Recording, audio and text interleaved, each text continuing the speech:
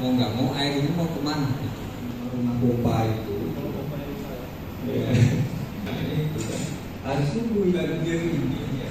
Banjir itu kita nggak bisa melepas industrialisasi itu akhirnya rekonfigurasi kawasan-kawasan pemukiman sehingga fungsi-fungsi yang ada di sungai itu ke laut. Awetnya pertama kadang dia dalam kemasan itu karena apa? Karena kerusakan lingkungan itu sendiri. Ketika air sudah itu mulai itu dari kajian singkat saya gitu. Atau mungkin dari hampir semua orang ini karena curah hujan yang selalu menyalahkan alam sekali. Sebenarnya penyebabnya itu kan nggak satu gitu loh, ya. Penyebab itu nggak satu. Kalaupun mau dikatakan curah hujan ekstrim itu ya cuma satu saja, tapi kan banyak ya sebenarnya itu jadi berkaitan gitu loh. Misalnya karena adanya pembangunan entah infrastruktur, entah tanggul tol laut atau pembangunan reklamasi pantai dan sebagainya. Itu kan kemudian menyebabkan banyak hal, misalnya penurunan muka tanah, kemudian pengambilan air bawah tanah yang digunakan oleh untuk pembangunan industri itu sendiri. Nah, yang juga menyebabkan terjadinya banjir. Jadi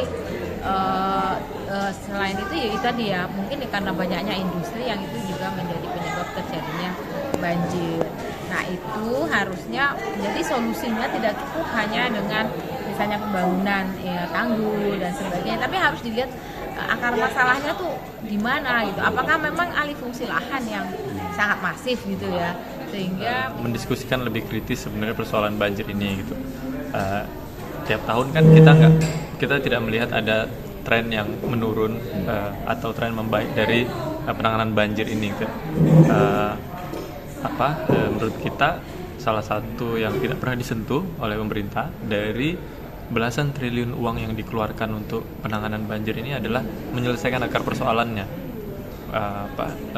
Alih fungsi lahan, daerah aliran sungai yang udah rusak, terus penertiban terhadap perumahan-perumahan yang melakukan ekspansi di daerah atas. Pernah nggak dicek benar-benar mereka melaksanakan nggak atau membuat nggak area-area tampungan hujan di sana?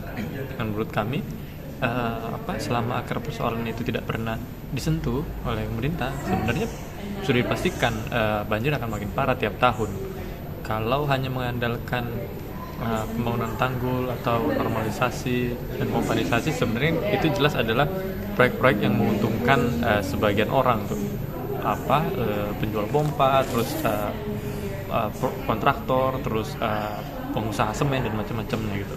Tapi jalan solusi-solusi yang memastikan atau menyelesaikan, menghukum orang-orang atau sebab-sebab pembuat banjir itu harusnya sudah mulai dilakukan.